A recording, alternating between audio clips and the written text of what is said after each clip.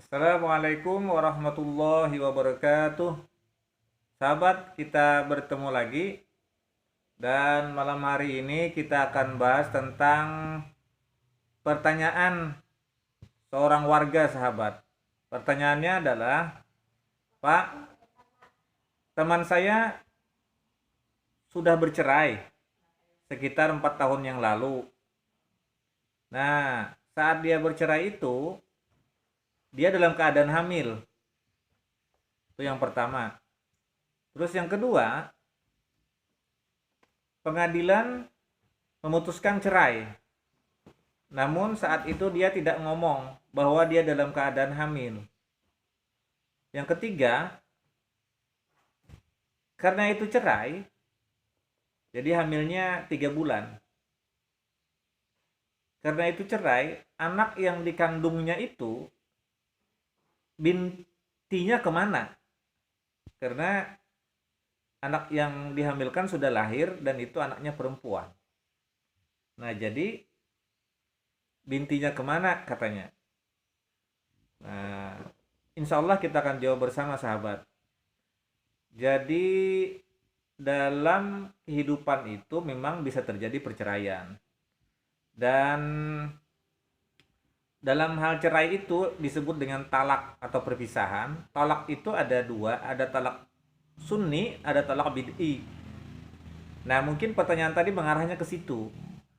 Artinya, apakah cerai dalam keadaan hamil itu boleh gitu?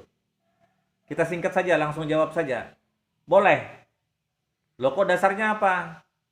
Dasarnya adalah pertama, sudah kita tuliskan, sahabat, di papan tulis. Pertama, pada surah At-Tolak ayat 1. A'udzubillahi minasyaitonirrajim. Ya ayyuhan nabiyyu idza talaqtumun nisaa fatalliquhunna li'iddatihinna.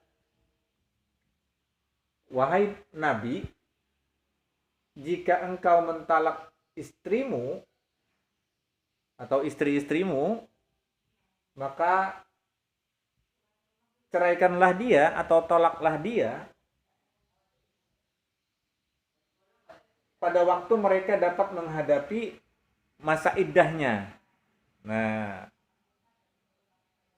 ini dimaknai oleh para ulama bahwa yang dimaksud dengan dapat menghadapi masa iddahnya itu adalah satu, dalam keadaan suci dan tidak pernah digauli, maka boleh mencerai.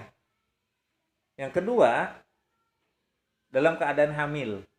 Nah, jadi talak sunni itu atau talak yang dianjurkan, satu dalam keadaan suci dan belum pernah digauli. Terus yang kedua dalam keadaan hamil. Nah, mana dasar berikutnya? Dasar berikutnya adalah hadis yang diriwayatkan oleh Muslim. Disebutkan di situ bahwa ada cerita Ibnu Umar itu mentalak istrinya dalam keadaan haid. Lalu Umar bertanya kepada Nabi, wahai Nabi, Ibnu Umar mentolak istrinya dalam keadaan hamid, dalam keadaan haid gitu. Lalu kata Rasulullah SAW, kata Nabi bahwa murhu fal yuraji'uha atau murhu fal yuraji'ha summal yutalliqha tahiran au hamilan. Nah, jadi rujuklah kembali. Rujuklah kembali atau perintahkanlah dia rujuk kembali, kemudian talaklah dia dalam keadaan suci atau dalam keadaan hamil.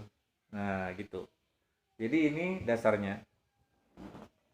Lalu pertanyaan berikutnya tadi, binti itu kepada siapa? Jelas sudah, karena itu anak ayahnya yang menghamili dan itu jelas diakui oleh istrinya, itu anak suaminya yang ada, maka meskipun bercerai tapi dalam keadaan berhubungannya di saat pernikahan.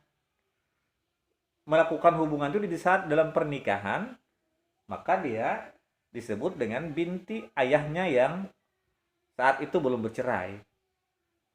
Kalau bercerai kan setelahnya, setelah hamil baru bercerai kan. Jadi tetap binti ayahnya yang terdahulu, meskipun mereka sudah menikah masing-masing saat ini. Nah, jadi begitu jawabannya. Pertama, tolaknya itu adalah sah dalam keadaan hamil. Terus yang kedua, itu bintinya kepada ayah yang menghamili ibunya. Barangkali itu mudahan manfaat, dan kalau ada koreksi atau pembenaran atau juga mau komentar atau pertanyaan lanjutan, boleh komentar di kolom komentar. Mudahan manfaat dan berkah. Semoga kita selalu sehat, panjang umur, penuh semangat dan keberkahan dalam hidup. Wassalamualaikum warahmatullahi wabarakatuh.